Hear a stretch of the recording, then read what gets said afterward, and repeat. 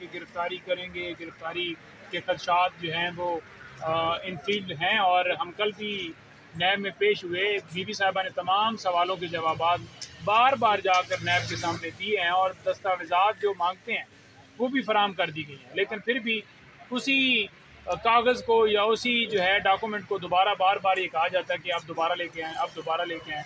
मुझे तो कोई समझ नहीं आती। मिसाल के तौर पर इसका नाम है जी कलीमुल्लाह, तो मैं इससे पूछूं कि आपका नाम क्या है, ये कहें कलीमुल्लाह। मैं 200 दफ़ा पूछूं, जब नाम उसका कलीमुल्लाह है तो उसने कलीमुल्लाह ही पता है। तो यही प्रोसेस किया जा रहा है, कुछ नहीं, सिर्फ तंग किया जा रहा है और कोई नहीं है। लेकिन वो तंग नहीं होते क्योंकि उन्हें पता है कि ये एक मकसद है, चाहे उनकी बहनें हों, चाहे वो हों, चाहे खान साहब हो। तो ये एक हरासमेंट करने का एक प्रोसेस है जो वो कर रहे हैं, लेकिन उसे फ़र्क नहीं पड़ता। अगर मेरिट पर देखा अब गिरफ्तारी के हवाले से आपको बता दूं कि जो खान साहब की गिरफ्तारी डाली गई है तोशाखाना केस के अंदर और Al-Qadir trust case Al-Qadir trust case के अंदर, उसमें इनकी बदनीति क्या थी? बदनीति ये थी कि पहले जो ज़मानतें खारिज हुई हैं वो इस बुनियाद के ऊपर हुई थी कि खान साहब जो हैं वो अदालत के अंदर पेश नहीं हुए, हालांकि वो जेल में थे और उन्हें हुक्म देना था अदालत ने और गवर्नमेंट ने इंतज़ामात करने थे और उन्हें पेश किया जाना था। वो ज़मानतें अदम हाज़िरी के ऊपर खारिज कर दी गई, उनको चैलेंज किया गया दोनों ऑर्डर्स को।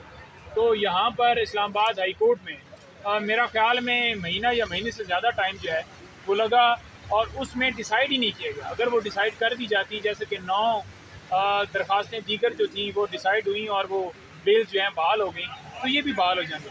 सिर्फ इसलिए नहीं डिसाइड की गई कि इमरान खान साहब की गिरफ्तारी डाली जाए। और पहले गिरफ्तारी क्यों नहीं डाली गई, उसका मकसद ये था कि जनाब इमरान खान साहब की अगर साइफर केस के अंदर ज़मानत होती है तो उस टाइम के ऊपर हम गिरफ्तारी डालेंगे या उससे कुछ दिन पहले डालेंगे। अब इनको ऐसा मुझे लग रहा है कि फ़ील हो रहा है कि खान साहब की ज़मानत जो है सुप्रीम कोर्ट से होती शायद इनको नज़र आ रही है, या क्योंकि केस तो है कोई नहीं, केस तो लीगली देखा जाए तो ट्रायल कोर्ट के अंदर या हाई कोर्ट के अंदर हमने कोई ऐसी चीज़ नहीं देखी। तो इन्होंने ये सोचा कि जनाब उससे पहले कि वो मामला हो हम गिरफ्तारी डाल दें ताकि खान साहब बाहर ना हो सकें। तो इलेक्शन में बदनीति सिर्फ ये है कि वो खान साहब को अंदर रखा जाए और उनके बगैर इलेक्शन किया जाए। अदालतों के ऊपर ये ज़िम्मेदारी है और इस वक्त जो बुनियादी इंसानी हकूक़ की खिलाफवर्जियाँ पूरे मुल्क के अंदर हो रही हैं उसके ऊपर स्टैंड लें और लोगों को इंसाफ फराहम करें, उनके बुनियादी हकूक़ जो हैं उनका तहफ़्फ़ुज़ करें। सर, आज नई कानूनी टीम और रिमांड मिलेगी खान साहब को, क्या लगता है कि खान साहब जेल से बाहर आएंगे या जेल से उनको रिमांड मिल जाएगा? देखें, हम ये देख रहे हैं कि एक नोटिफिकेशन जो है करने की तरफ जा रहे हैं कि एक नैब ने एक खत लिखा है जो हम मीडिया के ऊपर ही देख रहे हैं कि जेल के अंदर ही जाकर रिमांड लिया जाए। तो अब देखते हैं कि वो नोटिफिकेशन क्या होता है। और इस दूसरी तरफ अगर देखा जाए तो जेल के अंदर जो ट्रायल हो रहा है उसके ऊपर हुक्म इम्तना जो है वो जारी हुआ है। तो ये सारी चीज़ें देखनी पड़ेंगी कि क्या फिर भी वो इस तरह का काम करते हैं जब यहाँ पर स्टे जो है जेल के हवाले से हुआ है। अब ये सिर्फ एक केस को ना रखें कि डेफिनेटली हमने चैलेंज तो किया हुआ था कि साइफर केस के अंदर जेल ट्रायल हो रहा है, लेकिन ओवरऑल अगर जाकर रिमांड वहाँ लिया जाता है तो जब स्टे हो गया तो ये चीज़ ये प्रोसेस नहीं करना चाहिए। तो हमारी अब देखते हैं कि क्या आगे किया जाता है। अलकादर ट्रस्ट को अगर मेरिट की बुनियाद पर देखा जाए और सुना जाए तो क्या खान साहब की गिरफ्तारी बन रही थी इस केस में? देखें, अगर मेरिट के ऊपर देखा जाए तो इमरान खान साहब ने कोई फाइनेंशियल फ़ायदा नहीं लिया, एक पैनी का, ना बीबी साहिबा ना खान साहब के अकाउंट में कोई पैसा आया। ये सिर्फ़ और सिर्फ जैसे 200 केसेस दूसरे बनाए गए उसी की एक कड़ी ये भी है, साइफर हो, कभी घड़ी का मामला। अब देखें ना, तोशाखाना एक FIR दर्ज है, एक तोशाखाना में सज़ा हुई है और एक तोशाखाना इधर नैब के अंदर चलता है। तो हमेशा ये होता है कि जो क्रिमिनल लॉ है वो ये कहता है कि अगर एक जुर्म होगा तो उसकी एक क्रिमिनल प्रोसीडिंग होगी। ये नहीं होगा कि एक जुर्म के ऊपर एक, फॉर एग्जांपल, एक बंदे का मर्डर हुआ है तो जंग में भी पर्चा दर्ज कर दिया जाए, कराची में भी हो जाए, लाहौर में भी हो जाए, उसकी एक जगह पे कार्रवाई होगी जिस जगह के ऊपर हुआ।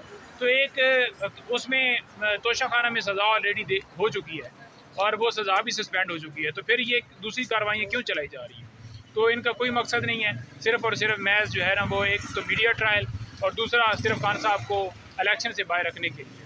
अगर देखा जाए तो 190 मिलियन जो पाउंड्स वाला मामला उठाते हैं वो अगर देखा जाए तो वो तो सुप्रीम कोर्ट के अकाउंट में है, कोई खान साहब के अकाउंट में है। और अलकादर ट्रस्ट जो यूनिवर्सिटी है, क्या वो खान साहब के नाम पे है? वो तो ट्रस्ट है। और वो ट्रस्ट किस लिए बनाया गया कि वहाँ पर आपके बच्चे जो है इस्लामी तालीम हासिल करें। अच्छा नईम साहब, ये बताइएगा और फाइनल सवाल है नैब ये जब 90 मिलियन पाउंड पाकिस्तान वापस आ गई है तो पैसे सुप्रीम कोर्ट के अकाउंट में, तो उस टाइम नैब जो है इस चीज़ को सेलिब्रेट कर रही थी कि हमने रिकवरी की है, लेकिन आज जो है वो नैब कह रहा है कि ये गलत तरीके से आ गई। तो क्या ये दोहरा मयार नहीं है नैब का?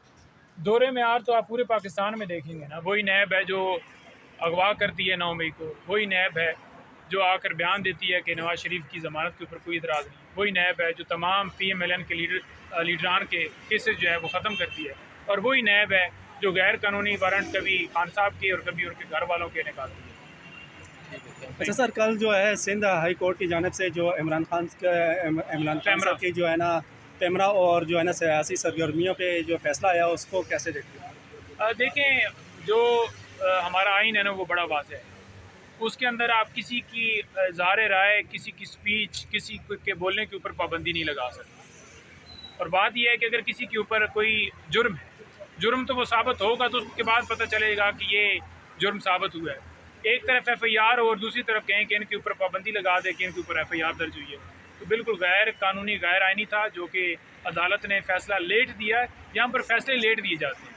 बंदा मर्डर होता है 2002 में और उस बंदे को सज़ा होती फॉर एग्जाम्पल 2007 में, तो वो अगर सुप्रीम कोर्ट तक जाता है और उस बंदे का कसूर नहीं होता और सुप्रीम कोर्ट उसे 2017 में जाकर रिलीज़ कर देती है, तो पता चलता है कि 2014 में तो बंदे की डेथ हो गई है। वो कहते हैं जी कि उस बंदे को रिहा कर दो। रिहा किधर होना है जी? वो तो उसको फांसी के फंदे पर लटका दिया गया 2014 में। तो यहाँ पर इंसाफ जो है हमारे मुल्क में बड़ा लेट मिलता है। ये चीफ जस्टिस ऑफ पाकिस्तान से सारे सिनेरियो के अंदर आपकी क्या तवक्कुआत उनसे वाबस्ता है? तवक्कुआत इस मुल्क के सबसे बड़े आइनी जो है वो जजेस के हवाले से अगर देखा जाए या मुल्क के अंदर अदलिया सारी चीज़ें देखी जाएँ तो सरबराह हैं, और उनके ऊपर आइनी ज़िम्मेदारी ये बनती है कि इस वक्त बुनियादी इंसानी हकूक़ की जो खिलाफ वर्जियाँ हैं उनको ख़त्म किया जाए और लोगों को इंसाफ फराहम किया जाए। ये सिलसिला बंद हो, मुल्क के अंदर टाइम के मुताबिक इलेक्शन हो, और ये अगवाकारियाँ, ये जो दहशतगर्दी के मुकदमा, कभी किसी के ऊपर 302 का, कभी